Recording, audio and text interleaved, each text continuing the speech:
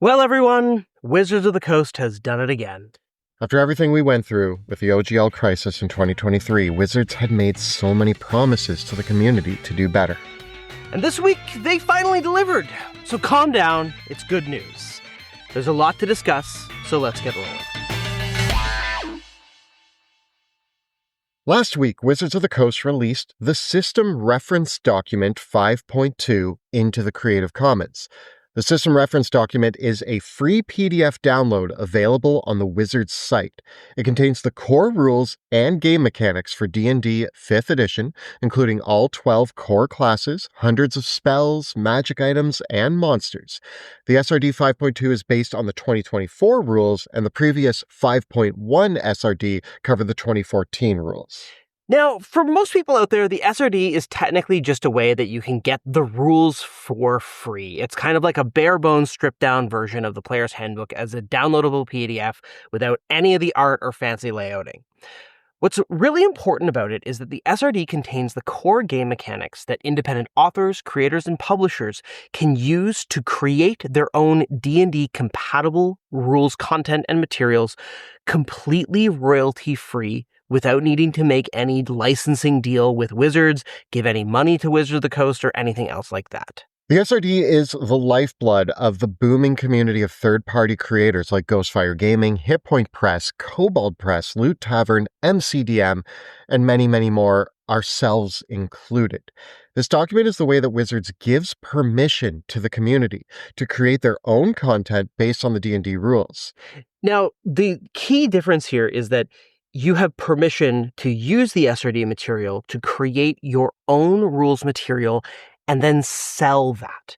You could always make homebrew stuff that you could freely share with your gaming group, and that was never the issue. The really key thing here with the SRD is that it allows creators to make their own material that is compatible with Dungeons & Dragons and sell that without needing to give a royalty or a cut to Wizards of the Coast. They can do it completely independently. Releasing the SRD under the Creative Commons is undoubtedly the single most important promise Wizards made to the community in the wake of the OGL crisis in 2023. And now that promise is fulfilled. The core rules for D&D 5th edition, both the 2014 and the 2024 versions, are in the Creative Commons. Unlike the previous open gaming license, the OGL, the Creative Commons isn't controlled or written by Wizards of the Coast. This is actually a very important point. This means that they don't have any power to try to change or modify it. Let us be 100% clear. This action is irrevocable. Once a document is published under the Creative Commons Attribution 4.0 International License, or CC BY 4.0, which is what Wizards used in this case, it is permanently available under those terms. Wizards of the Coast has no ability to revoke, remove, or alter the SRD 5.2 or pull it out of the Creative Commons. It is done. It is permanent. It is forever. And this is really important because the Creative Commons is a globally recognized, legally stable, and community-endorsed license that provides the transparency and flexibility because Wizards doesn't control it. It allows any creator, you can put anything in the Creative Commons, and then other people can freely use, adapt, and publish compatible content with just a simple attribution. There's a couple different Creative Commons licenses, but in this specific case, Wizards of the Coast basically chose the most permissive and open one that is available. What's more, Wizards has publicly stated that all future SRDs will use the Creative Commons exclusively. They can also publish future SRD versions, maybe SRD 5.2.1 or 5.3, that could reflect an errata or new releases, brand new rule sets. Each version will remain available and independently licensed under the Creative Commons. All the creators have to do to use the SRD material is include this somewhere in their own publication. We'll put on screen right now what the text actually looks like. As long as this is somewhere in their publication, it basically is them gaining the permission to access that SRD and use the rules enclosed in it. So if you want to create your own subclass, and you want to put that out on the internet and maybe charge $5 for it, or you want to make your own spells that are compatible with D&D and you'd like to maybe try to make some money with that. All you need to do is include this text somewhere in what you're publishing and you're good to do it. If you want to share stuff for free, this is good practice to do. But basically the big thing with this is that it's about money. It's about the legal precedent for doing it for profit. And we remain hopeful that Wizards will move forward with their commitment to expand the Creative Commons SRD. They did previously promise third edition and maybe fourth edition, prior editions under the SRD. And we really hope that they do this, because third edition is still technically under the old OGL license, and by releasing the third edition rule SRD under the Creative Commons, it would make the OGL license well and truly dead, and we could put it out to pasture and be done with it forever. And actually, in this respect, Wizards of the Coast is, again, an actual leader in the industry. In the wake of the OGL crisis, we saw several publishers attempt to create their own versions of the OGL, such as Paizo's ORC or ORC. We actually feel that such licenses are redundant and unnecessary. We'd actually love to see other publishers like Paizo, Cobalt Press, and Free League abandon their proprietary open gaming license and release SRDs for their systems in the Creative Commons as well. If you had asked us prior to the OGL if Wizards of the Coast would ever release their rules into Creative Commons, and even especially during the OGL, when we were hoping for them to fall back and pull back from what they were saying they were going to do with the OGL. When we wanted a win, we actually didn't foresee that win coming in the form of what I would say is the most unequivocally blatant win that we could have had, which is releasing it into the Creative Commons. Wizards did release the 2014 rules, the 5.1 SRD, into the Creative Commons back. But that was a big moment, I think, even then, because we did not see that. That was not on our bingo cards. And a lot of people were worried that Wizards would not deliver on this promise to put the new rules into the Creative Commons, that they would do that as a one-time thing and then move forward and either never release the 2024 rules with an open license at all, or come back with their own thing. Because technically speaking, in the future, if there's a 6th edition or a 7th edition, Wizards could decide to not put that out into the Creative Commons.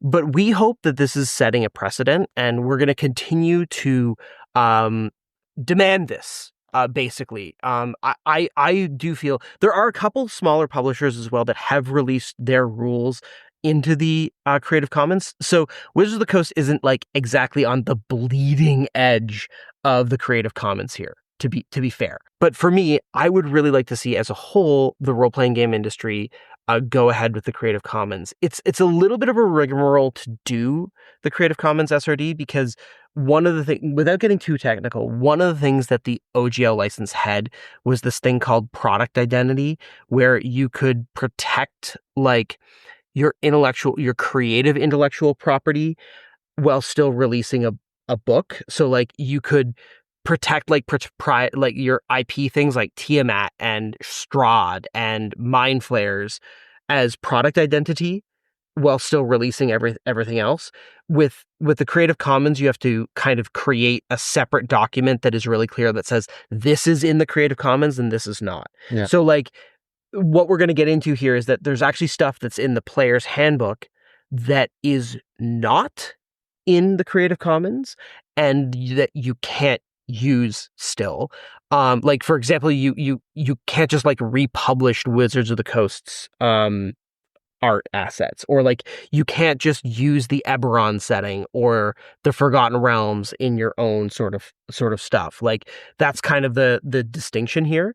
But the SRD means that the rules are available for everyone. And even though there's all these legal arguments over like, can you actually copyright game mechanics and stuff like that, all of that's kind of like set aside, and we don't have to worry about that anymore. And that's what's really important about this, is that this is the commitment from Wizards to say like, we're not going to come after, we acknowledge we can't come after you I think the bigger one for me is like, yeah, you can't own rules, but what you can do is you can own certain spells, you can own certain classes, You and can own the way that it's written. you can own the way it's Like written. you And can't own the idea of a fireball. for us as creators, when we're designing, I think subclass is the best example here. If I'm designing a subclass, let's say it's a sorcerer subclass, I want to give them a list of spells available to them. Well, I want to be able to access some of the spells available in D&D to give them. Yeah. I want to be able to access some of the rules for the base class of the sorcerer so that I can relate my subclass to that. There are foundations here that I think are valuable to have outside of just basic rules. And those foundations allow us to create things like subclasses that use feats and spells and weapon masteries and various other elements that we can actually just say, yeah, you get access to this, Yeah. without having to do the whole rigmarole of, okay, well, you get this cool ability that's extra that actually is the same wording as a weapon mastery, but because we can't use the words weapon mastery, you just gain it. Instead of doing that whole thing, it just lets us say you gain 2 weapon masteries. Yeah, and it's done. And for those of us that are writing adventures, it's really easy too, because you can just say, yes, there are, 4 hippogriffs in this room, and the player characters find a potion of healing. And so you can use that shorthand that people are familiar with. And you can also use the thing for me that's always important with this, with the copywriting of rules mechanics is that, like, we want to be able to use the universal way that rules are expressed. Like, there's a certain way that you say something in the rules, like, things like the notion of making an attack roll or a D20 test, that it helps with this kind of universal writing style and mechanics that now we know, yeah, if you just want to pull that text, you can. And then that way it makes it familiar and reusable for players and dungeon masters alike. So with all that, what is in the SRD? What do we have access to in the SRD 5.2? So the really cool news here, and I think a lot of people were concerned that Wizards of the Coast might remove things from the 5.2 SRD, and it would be less. But the good news here is that it's actually more. The first thing off the bat is that there's actually a table of contents. Yay! Yay! And the rules glossary that's at the back of the PHB, that's pretty much reproduced in the SRD completely, including the condition distinctions and things like burning and bloodied. We get most of the primary origin feats, general feats, fighting style feats, and epic boons. I would say that it's about 4 of each. Yeah, it's not every feat in the game. So, like, Great Weapon Master and Polearm Master aren't here, so you can't, like, refer to those feats. But it's enough to give you examples to make your own backgrounds and your own epic boons and your own fighting styles, and, like, refer to those mechanics. Now, when it comes to the species, we have Dragonborn, Tieflings, Goliaths. Not Aasimar, though. No. 20 spells got added to the SRD. And that's on top of the ones that were already in the previous SRD. Yeah, and I'm actually thrilled with this because Hex is finally in the SRD. Thank you. So you can actually make mechanics based around Hex, which is We might want to rewrite our Paladin from Dungeons of Draken. Yeah, and maybe some of our Warlocks. Or Sebastian Crows. Dragon's Breath, Vitriolic Sphere, Ray of Sickness. Yay! I remember an early draft of the Apothecary was, like, based around Ray of Sickness. So now we can actually, like, add that stuff back in. Sorcerer's Burst and Starry Wisp are in here. Summon Dragon is in here. It's all good stuff. 15 magic items were added, including items used by the 1980s cartoon characters, such as the Hat of Many Spells, Energy Bow, Thunderous Great Club, Cloak of Invisibility, Quarterstaff of the Acrobat, and the Shield of the Cavalier. This is cute. They didn't have to do this, but I'm glad they did. A handful of extra monsters, a few more dinosaurs, NPC stat blocks, and more goblin stat blocks from the monster manual. All of that's been added in. Combat encounter building rules. And the XP budget. Yeah. Yay. I'm, like, thrilled that this is actually, like, the encounter building rules are actually in the SRD now. Yeah, we can reference it, we can use it, we can include it in our books. So, okay, that's kind of the broad strokes overview. I would go and download the SRD if you want more in-depth information. This is just kind of the things that off the bat excited us to see. Like, for me, the big deal, I'm going to tell us a little specific story here. I remember us designing the Oath of Hex's Paladin and how utterly devastating it was to build the entire subclass around the fact that we couldn't give it Hex. It's called the Oath of Hex's Paladin, and it was a paladin bound to a witch. Um, and like we couldn't use hex. And now I'm like, okay, now I can go back and redesign it for 2024 and give it hex. People ask us all the time, why does the apothecary not have vitriolic sphere and ray of sickness? And it's because we couldn't, but now we can. Yeah. So maybe there's a 2024 version of our books on the horizon. Yeah. I don't know, maybe. We're early talks, but this is exciting for us to reimagine. This does allow us to do some more updates to stuff that we've already made. Notably, okay, so what's not in there? This shouldn't be a surprise for anybody, but the SRD only contains one subclass for each class. It's kind of like the iconic subclass for each class. So it's like the Evoker, the Champion, the Life Domain, and the Thief Rogue. So like you don't get the Battle Master and the Eldritch Knight. You don't get like the Arcane Trickster or the Blade Singer and stuff like that. They're not in there. What I'll say about that is, again, the main purpose of the SRD is for creators to be able to create third-party content using the rules. Yeah. So it actually doesn't matter to me that there's only one subclass, because mostly I'm creating my own subclasses. It is one of those things where the one place where I do run up against it that I've noticed is we get a lot of questions from people that are running Dungeons of Drakkenheim of like what cleric domains are associated with the deities in the setting and like what paladins are associated with the different religions and stuff like that. And so it does feel a little bit limiting in that regard. There's some kind of creative phrasing that you can use to get around it, but like there are some like world building things that like sometimes I'm like, oh, it would be really nice to reference specific subclasses, because I do know like when creating a setting, people really like to hear about like how classes and subclasses fit into the world. Yeah.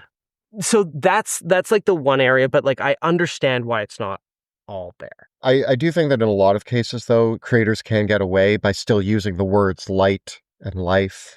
And like nobody, you can say like clerics of light are drawn to this deity that you've made in your own settings, and it's like nobody can. It's a little shaky, but like it's like you can't. You just can't say light domain clerics. Yeah, it's weird what you can and cannot say with regards to that stuff, but like, and what would you actually get pushed on, but when in doubt, be careful. Most of the summoning spells did not make it in, except for Summon Dragon. Yeah, that disappoints me. That's one thing that I actually looked for this right away when I opened the new SRD, because I thought, oh, if we were to make a summoning based character or a summoning based class. Yeah, we now need to make our own summon spells to go with it. So, and Summon Dragon is there because the Dragon Sorcerer refers to it specifically, so it had to be there. So it does, at least Summon Dragon gives us the template. Which is great, because we just made a subclass that uses Summon Dragon. Yeah. So that's cool. So yeah, you can summon dragons, but making summoning spells can be fun, and if you have better ideas than the ones that were in the book, you can make them. Yeah. No Artificers. No Bastion rules either. I'm sure a lot of people would love. I would love to be able to make Artificer subclasses, and like this seems to be the one thing that like people like. I'm also really like being like, for me, I want the Artificer and I want the summon spells. Synaptic Static's not in the SRD either. The Bastion rules don't really matter that much to me, because either I'm making a different system or I'm using the one they've presented. I have seen a lot of people starting to ask, how would I implement Bastions in Dungeons of Drakkenheim? And we won't be able to reference it. So that's one of the, and like having put a little bit of thought into that's another thing that like it'd be really cool. It would be also cool because with Bastions you can make your own rooms and stuff and add them in. Yeah, make Drakkenheim specific. I think it would be a lot of fun. I really do. Well, now I'm getting excited about things we can't do, and that's a bummer. I mean, that's always the thing, and that's been the perennial issue with all the SRDs, is that when you are working under the SRD, you do have to have a level of awareness of what is and is not in the SRD, and what you can and cannot make reference to, and what you can and cannot like modify or change or remix. It's always possible to make things that are like mechanically close. For a really good example of like skirtingness, you can actually see what Kobold Press is doing with Tales of the Valiant, or even like what Paizo did with Pathfinder, where it was like you're kind of flying close to the sun to create things that are really, really mechanically close, but still like legally distinct. And so again, we're not lawyers.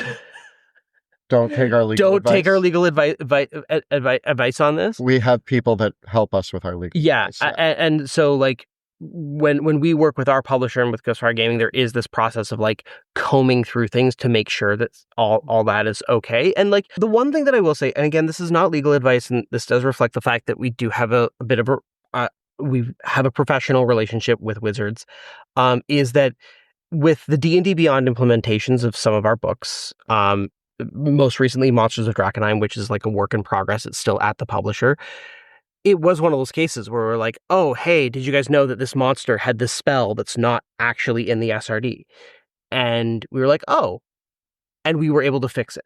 Yeah. And resolve it. And so I think that there is one of those things where especially with the stance that Wizards is more taking and being more open to working with third-party creators, I think that they're a little bit more chill about it. Like, obviously, I think that there's, again, this is not legal advice, but like an innocent mistake is one thing. Like, obviously, I think that the biggest thing that Wizards doesn't want is like for someone to just like make here is the whole PHB and like or like they publish a full adventure using all of the Dungeons and Dragons assets. It's like the Beholder battle against Tiamat in the Forgotten Realms, and they try to sell that protecting like adventure. their actual IP, like that's what they seem most protective of, because like that's one of the things to note is that like monsters like Mind Flayers, Beholders, Displacer Beasts, things that kind of like Wizards uses as a big part of like the branding of the official D&D, that's not in here. Yeah, you can't create adventures in the Forgotten Realms about Tiamat. You're not allowed. And that makes sense to me. That's their product. But we can create adventures about anything else that our imaginations can come up with. And it is worth noting, technically speaking, you can create adventures set in the Forgotten Realms about Tiamat, but you have to publish those on the Dungeon Masters Guild because that's a separate license that allows you to use that IP. And we're not talking about so which is a distinct thing. So like again, if you're wondering about like what this process looks like, there's actually a lot of support materials out there that kind of lay it out about what you can and cannot use and what you can and cannot refer to. And there's always lots of helpful people that are willing to like answer questions. But again, when in doubt, like talk to a lawyer or publisher and go through lots of rounds of revisions so that if something snuck in there that you didn't realize wasn't in there, you can catch it without issue. So that is what is and is not in the SRD 5.2. Obviously, again, you can go and download the file and take a look at everything that's in there. Specifically, if you are planning to publish or create your own content, it is essential that you just read through it, and now you know what you can reference and what you can use. And I think it's very valuable. And honestly, we are just handing in our third book to Wizards of the Coast for publication on D&D Beyond, and we handed it in before we got the SRD. So now we're going. Yeah, we were in a little bit of a. We're in that nebulous space. But we were in that nebulous space, and it was interesting that Wizards was like so accepting of that. Like they were. We took guesses based on what was labeled as free rules on D&D Beyond, and if we got something wrong, they were just like, yeah, this one wasn't in the SRD, and we're like, okay, cool. Yeah. Makes sense. No problem. I think it was Synaptic Static. Synaptic Static. Yeah. Oh, well. Yeah. But what are some of our final thoughts? There are a few things that we do want to say just to close off the statements that we're making here. Yeah. Okay. So this is a big deal. Like, and this is like good news. And for me, it's one of those things where Wizards of the Coast has not been perfect since the OGL crisis. There have been things that have happened beyond that have really cost a lot of the community goodwill that they built up. However, if you had told me at the start of, well, actually, I knew because of the timing, like this broke right at the start of 2023. But if you had told me like on Christmas Day of 2022, that in 2025, third-party creators were going to be on D&D Beyond, and the SRD was going to be on the Creative Commons, I would not have believed you. No, me neither. And I do have to say, when the OGL crisis was happening, getting the rules into the Creative Commons was the single most important thing the community wanted. And we got it. We got what we wanted. We were loud. Let's not mince words. It required the community speaking up, saying that what was going to happen was wrong, and demanding what we wanted from it. Wizards was not perfect in that process, but at the end of the day, the two biggest things that we would have wanted to see: creators participating in D&D Beyond, and the new rules. Like, for all intents and purposes, call it what you will. Like, the 2024 rules, you want to call it a new edition. It's a new edition. Fine, I accept that. They're now in the Creative Commons, and that cannot be undone. Let's not mince words. There are many things that we can be upset at Wizards of the Coast about in regards to the aftermath of the OGL, but many of those things are actually completely separate from the actual issues that were taking place regarding the OGL. But for the purposes of this specific video, we're not conflating the issues involving the Pinkertons, the layoffs, the policies of use of AI, monetization, and sigil. With our Whether you like the new rules or not. Yeah, that's not what we're discussing. Yeah. Our opinions regarding the OGL crisis and its specific related aftermath is the point of this video.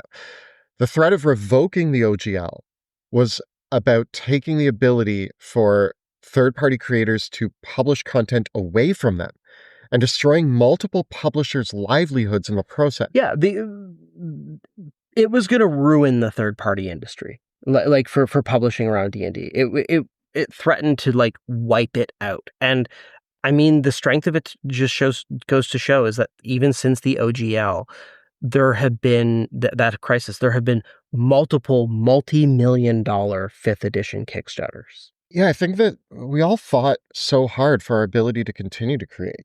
Yeah. We wanted Wizards of the Coast to include us rather than abandon us.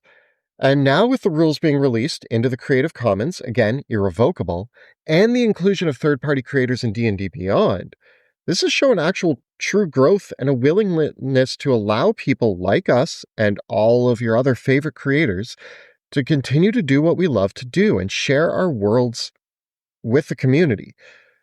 This is a big step for third-party publishers. I think that it allows third-party publishers to know that you can keep going. You can keep working. And I will say, at a time when there are other crises that are probably going to have even more aftershocks happening in the world that will also affect the industry in profound ways, probably bigger ways than the OGL ever could. But this is a win, and I'll take it. I will take the ability to continue to create and this is the main thing. Monty and I love writing books for D&D. D&D is our favorite game. It always has been for as long as we played it. And this is basically just the putting 5.2 in the Creative Commons is a statement to Monty and I and every other third-party creator out there. And if you want to make stuff for D&D. That we just, as long as the 2024 rules, forever. As long as we feel like using the 2024 rules, we can create using the 2024 rules. Yeah. We can create using the 2014 rules for as long as we want, forever. And hopefully Wizards of the Coast sticks to their continued promise. And oddly enough, I would say that this is a point in favor of them proving that they can stick to a promise. Yeah. I mean, it means that whatever you want to make, like Hit Point Press can make their spellbook cards. We can make our settings. We can make our rules books. Kobold Press could use materials from the 2024 rules to make Tales of the Valiant 2024 if they wanted to, right? Like, we have so much now that is protected in this, and like in many respects, like with the 5.1 SRD in the Creative Commons, like we had that, like that was protected and has been protected for 2 years now. But I think for me, it signals this willingness to deliver on a promise and an openness to moving forward with that, because I think that's always been the uncertainty, is that, like, as we mentioned earlier, like Wizards could decide for future products not to use the Creative Commons, but they can't take back what's there. And with them proving that they can keep a promise in this regard, I am hopeful that future editions of the game will also see the rules, the SRDs, being placed in the Creative Commons.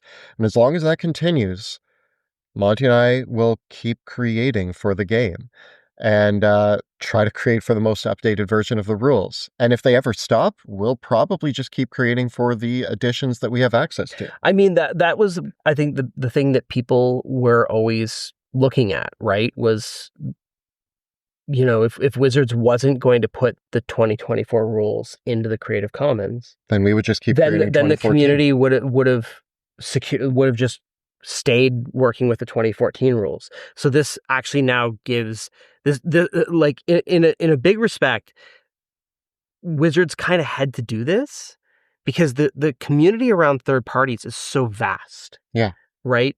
And had they not, like, now the 2024 rules can actually be an anchor for independent publishers and creators, because had they not done this, people would have just been like, all right, well, we're just going to go back to the they would have messed it up by making a majority of people, because a lot of people love third-party content more than the official content. Yeah. And those people would have all stayed in 2014. But now they've basically rolled out the carpet and said, come on into 2024. Yeah. And the third-party creators who follow that are going to bring their audiences with them. Yeah. And so it's a smarter move to keep on their promises. Yeah. And I think they're figuring that out. And what I will say in this respect, like, me personally, and I think we've said this many times, is like, there are differences between 2014 and 2024, but like it's both significant and not. Like, there's certain things where it matters a lot, and there's certain things where it does not matter at all. I'm just glad that we can create with whatever we want to create. And that's right? the point. And that's the whole yeah. That really is what it boils down to, is like, you can feel confident that you can use this material to create your own creations, to build on whatever you like about 5th edition, whatever version of 5th edition you like best. And for us, generally, like, we're going to continue to create things that are largely cross-compatible, at least on the DM side of things, and try to make things that work as much as we can with both. Because I think it's fairly easy to do that, to be honest. Yeah. But yeah, I'm glad that this happened. And I think thumbs up to Wizards for sticking to their guns on this one. Credit where credit is due, for sure. And we want to hear about your thoughts on them releasing the SRD 5.2. Have you looked at the document? Is there anything that you were excited to see in there? For us, Hex was probably one of the big ones. Yeah. But let us know your thoughts on the SRD 5.2 and what this means for you, even if you're not a creator. What does it mean for you? I think the biggest thing is that if this does not represent a tangible step towards rebuilding trust, what does? Right? Like, I feel like an apology is always one thing, but actions speak louder than words. Yes. Yeah. And this is a tangible action that Wizards has taken to rebuild trust. And I think what I want to say with this, and what I think that we should, what's really important, is that, like, if you love this game, if you love D&D, if you want it to continue to be healthy, I think it's really important that we as a community say loudly to Wizards, this was a good move. We like this. We want you to keep doing this. This is how you build back the trust and goodwill of the community. So keep doing stuff like this, please, for your own sake. And just, if all you get from this video is that message, to take that out and put that energy out into the world, that, like, yes, we liked this, like just share that message. We spend a lot of time sharing the things that we're angry about, and we're often always louder with our anger than we are with what we're happy about. And I think that it's just as valuable to be loud about the good things that happen. Yeah, and this is a really good thing. This is a really good thing. So be loud about it. Like, please. It's why we made this video. This video isn't our normal topic. There's a lot of people out there who just play the game and probably don't even care about the SRD, but we wanted to be loud in our own way of saying that this was a good move. Yeah, and because when Wizards knows that these things are important to our community, they're more likely to take them seriously in the future and going on into the future of Dungeons and Dragons. It shows that players who love the game care about these things and that it will be received positively when they act properly. It is part of how we hold companies accountable. You need to get angry when they do things wrong, but it also is important to say when they got it right and they did something right. This was one of those times that they fulfilled a promise and they did something right. Tell us your thoughts in the comments below. Thank you so much for watching. We'll see you next time in the dungeon.